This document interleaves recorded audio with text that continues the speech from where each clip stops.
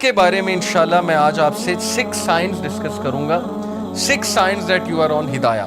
بہت سے لوگ جاننا چاہتے ہیں کہ کیا اللہ ہم سے خوش ہے یا ہم ہدایت پر ہیں. ہمیں بتائیں، کوئی سائنز بتائیں کہ ہم ہدایت پر ہیں. تو انشاءاللہ میں 6 سائنز آپ سے ڈسکس کرتا ہوں. سب سے پہلا سائن یہ ہے ہدایت پر ہونے کا کہ آپ اللہ کی طرف سے ہدایت پہ ہیں، کہ آپ ہدایت کی دعا کر رہے ہیں. یہ پہلا سائن ہے کہ اللہ آپ سے پلیزڈ ہے اور آپ ہدایت پر ہیں. کیونکہ جو انسان دعا ہی نہیں کر رہا، وہ دوسروں کو کہتا ہے میرے لیے ہدایت کی دعا کرو، میرے لیے ہدایت کی دعا کرو، لیکن خود اس نے کبھی نہیں کی، خود اس نے کبھی ہاتھ نہیں اٹھائے. تو آپ کا کیا خیال ہے اسے ہدایت آ جائے گی؟ اللہ یہ کہ اللہ تعالیٰ کو بہت بڑا احسان اس پہ کر دیں، کو بہت ہی اس کی بات انہیں پسند آ جائے، ادروائز بہت مشکل ہے. تو سب سے پہلا سائن یہ کہ یو آسک اللہ فار ہدایہ یور سیلف، اور اس کے لیے دعا ہے. اور وہ دعا کیا ہے؟ ربنا لا تزغ قلوبنا بعد اذ ہدیتنا وہب لنا من لدنک رحمہ انک انت الوہاب. سورہ آل عمران چیپٹر نمبر 3 ورس نمبر 8 کہ ہمارے رب ہمارے دل کو مت پھیریو جبکہ تو ہمیں اسٹریٹ پاتھ پر لے آیا، ہدایت پر لے آیا، ہمیں استقامت دیجیے. اور ہم تجھی سے مانگتے ہیں، بے شک تو ہی بانٹنے والا ہے، تو ہی اپنی رحمت دینے والا ہے. انک انت الوہاب، بے شک تو ہی سب کچھ بانٹنے والا، دینے والا ہے. تو یہ دعا استقامت کے لیے اور ہدایت مانگنے کے لیے بہت امپورٹنٹ ہے.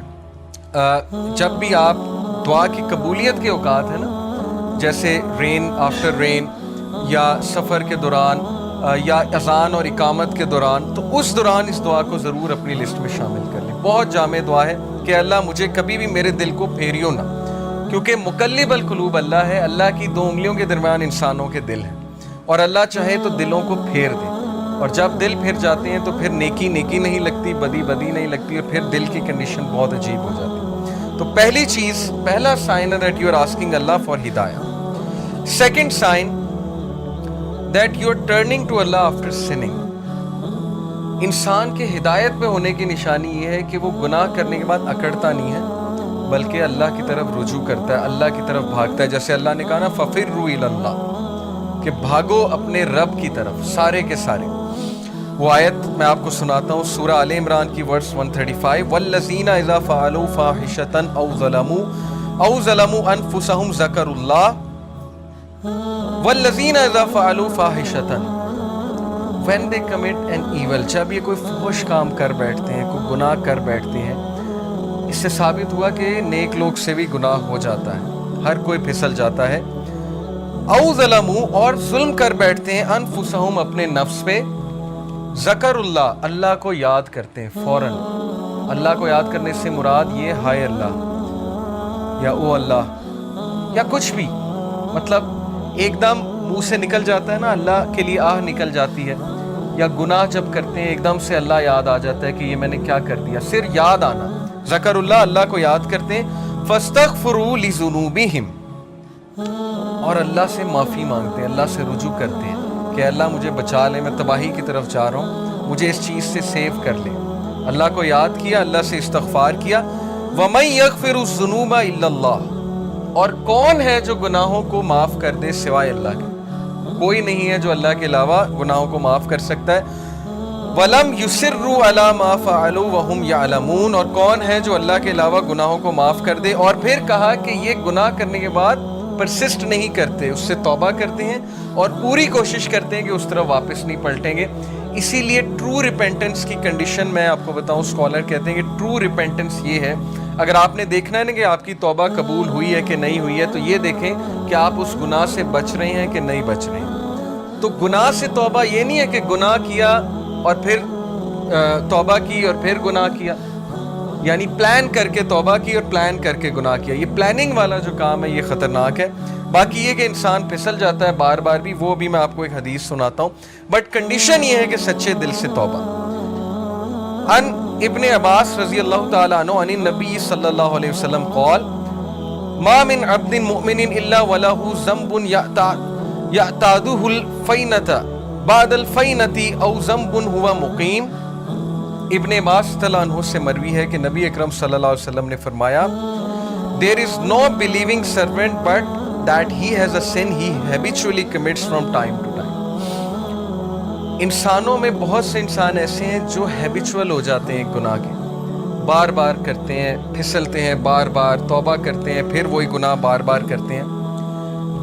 او ذنب ہوا مقیم علیہ لا یفارق حتی یفارق الدنیا. He habitually commits from time to time, or a sin abiding over him that he does not abandon until he departs from the world. وہ گناہ وہ ریپیٹ کرتا رہتا ہے کیونکہ اس گناہ سے وہ ٹیسٹ کیا جا رہا ہے. وہ اپنی بیسٹ ٹرائی کر رہا ہے لیکن سم ہاؤ وہ بار بار پھسل رہا ہے. کتنا ہوپ ہے دیکھیں اس حدیث میں.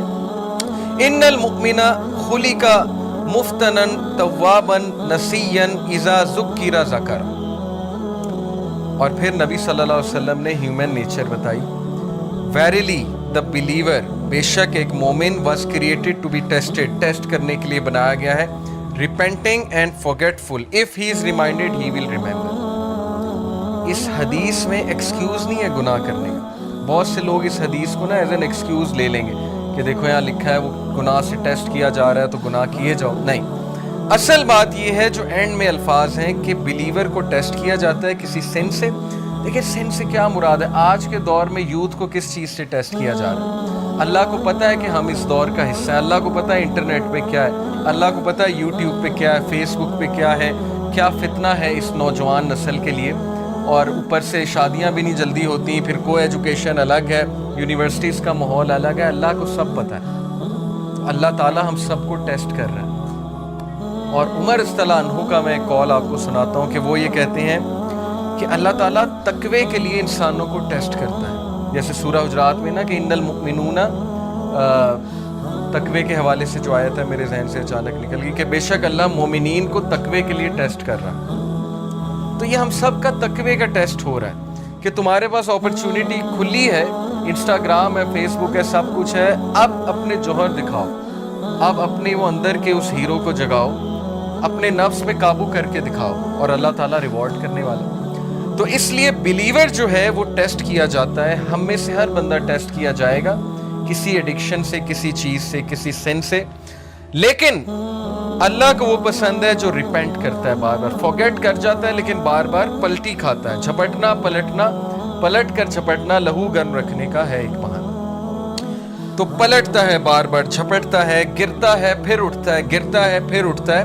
اپنے آپ کو ڈاؤن نہیں کرتا, گھٹنے نہیں ٹیکتا گناہ کے آگے, کھڑا ہوتا ہے, مقابلہ کرتا ہے. if he is reminded he will remember.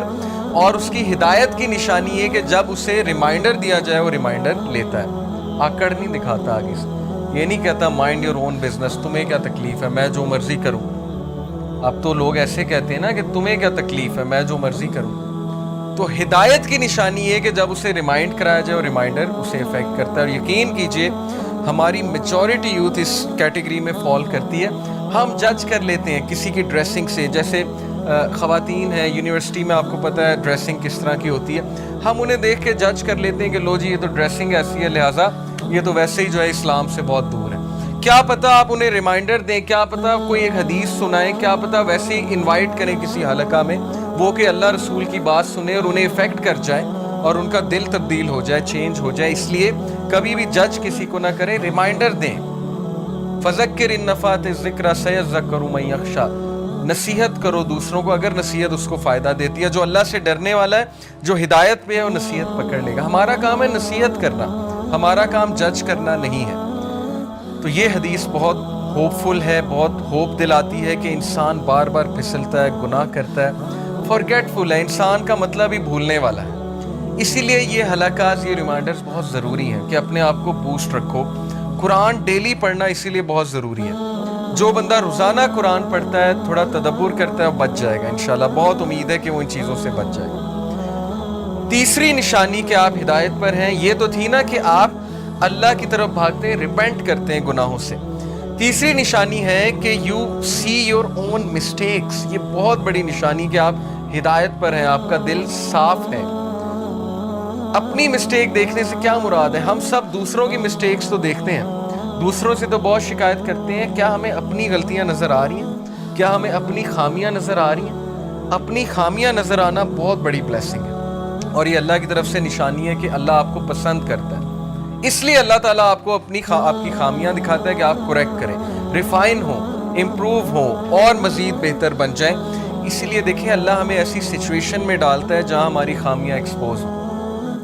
وہ ایک کوٹ ہے نا بڑا زبردست کہ اگر آپ کے ارد گرد صرف ایسے لوگ ہیں نا جو آپ کی تعریف ہی کرتے ہیں تو اس کا مطلب آپ گرو نہیں کر رہے.